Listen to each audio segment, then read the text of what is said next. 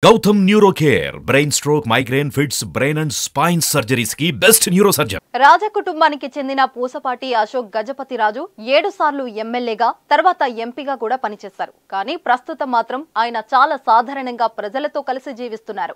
ఆయన గతంలో కేంద్ర పౌర విమానయాన శాఖ మంత్రిగా కూడా పనిచేశారు. తెలుగు రాష్ట్రాల్లోని ఏపీ విజయనగరం రాజ కుటుంబం నుంచి వచ్చిన అశోక్ గజపతిరాజు తాజాగా ఆయన తన కుటుంబంతో కలిసి హైదరాబాద్ రైల్వే స్టేషన్లో రైలు కోసం ఎదురు చూస్తున్నారు. ఆ క్రమంలో అతనికి సంబంధించిన చిత్రాలను ఓ వ్యక్తి క్లిక్ చేసి సోషల్ మీడియాలో పోస్ట్ చేశాడు.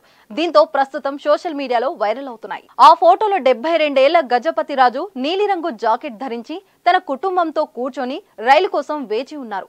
టీడీపీ పోలిట్ బ్యూరో సభ్యుడైన కేంద్ర మాజీ మంత్రి అశోక్ గజపతిరాజు నిరాడంబర జీవితం గడపడం పట్ల నెటిజన్లు పలు రకాలుగా కామెంట్లు చేస్తున్నారు. రాజు సింప్లిసిటీకి ఇది నిదర్శనమని ఓ వ్యక్తి ప్రశంసించారు. ఆయన ఎటువంటి భద్రత లేకుండా విజయనగరం వీధుల్లో తిరగడం నేను చూశానని మరో వ్యక్తి కామెంట్ చేశారు.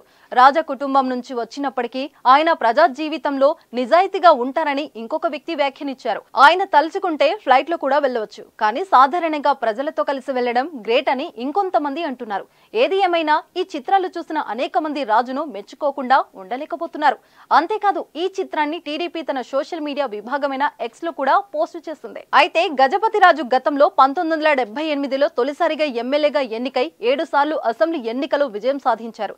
రాజు 1983లో తొలిసారిగా కేబినెట్ మంత్రి అయ్యారు. దీని తర్వాత 2004 ఆంధ్రప్రదేశ్ ప్రభుత్వంలో వివిధ మంత్రిత్వ శాఖల పోర్ట్ఫోలియోను ఆయన నిర్వహించారు. 2014లో నరేంద్ర మోదీ ప్రభుత్వంలో కేంద్ర మంత్రిగా బాధ్యతలు చేపట్టారు. కానీ 2018 మార్చిలో రాజీనామా చేశారు.